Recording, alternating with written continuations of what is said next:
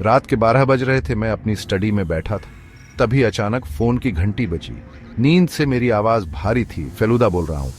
दूसरी तरफ से एक कड़क आवाज आई। इंस्पेक्टर बोस बोल रहा हूँ साहब, हमें आपकी मदद चाहिए। एक केस में एक खौफनाक मर्डर हुआ है। मेरी रूह कांप उठी। मैंने जल्दी से पता नोट किया। यह कोई आम रात नहीं थी।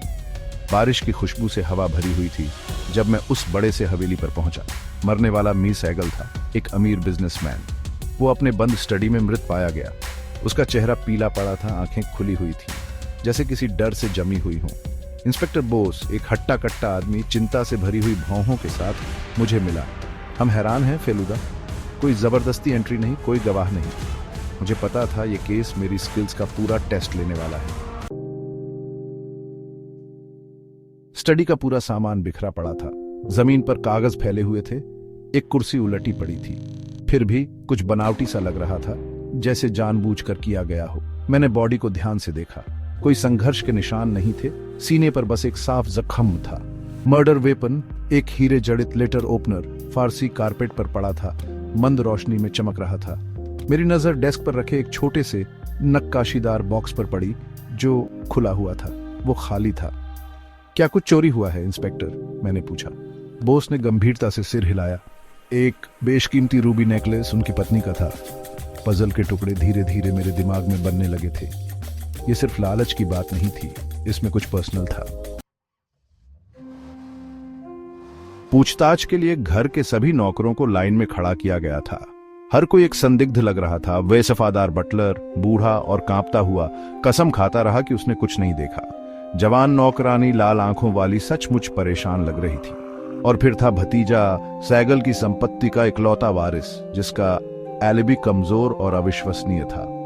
हर इंटरव्यू ने रहस्य की एक नई परत जोड़ दी। बटलर ने गुप्त मीटिंग्स के बारे में संकेत दिए। नौकरानी ने धीमी आवाज में बहस के बारे में बताया। भतीजा, घमंडी और टाल मटोल करने वाला, मेरे शक को और बढ़ा रहा था। ऐसा लग रहा था कि हर किसी के पास छुपाने के लिए कुछ था। हवेली में राज थे, बंद दरवाजों के पीछे फुसफुसाए जा रहे थे। दिन रातों में बदल गए। मैंने बिना थके सुरागों को जोड़ा, एलिबाई की जांच की और क्राइम सीन पर बार बार गया। गायब नेकलेस, बनावटी अफरा तफरी, जबरदस्ती एंट्री का न होना, सब कुछ किसी ऐसे व्यक्ति की ओर इशारा कर रहा था जो घर और पीड़ित की दिनचर्या से परिचित था। तभी मैंने उसे देखा।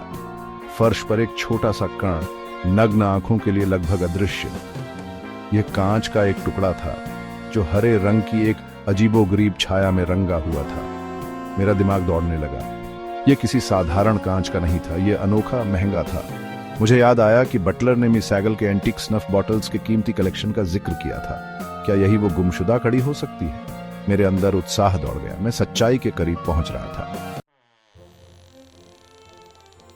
मैंने सभी को ड्राइंग रूम में बुलाया। माहौल तनाव से भर गया। मुझे लगता है कि मैं जानता हूं कि मिस सैगल को किसने मारा, मैंने स्थिर आवाज में घोषणा की। सभी की निगाहें मेरी ओर मुड़ गईं।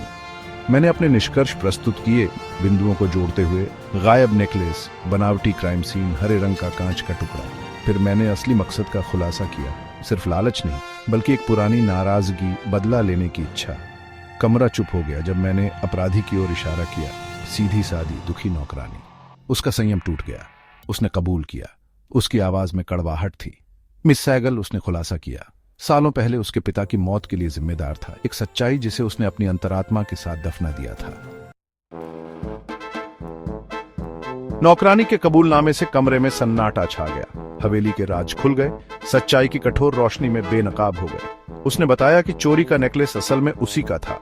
एक पारिवारिक विरासत जिसे मिस सैगल ने सालों पहले ले लिया था। कत्ल, बदला लेने का एक बेताब कदम, बड़ी सावधानी से योजनाबद्ध था।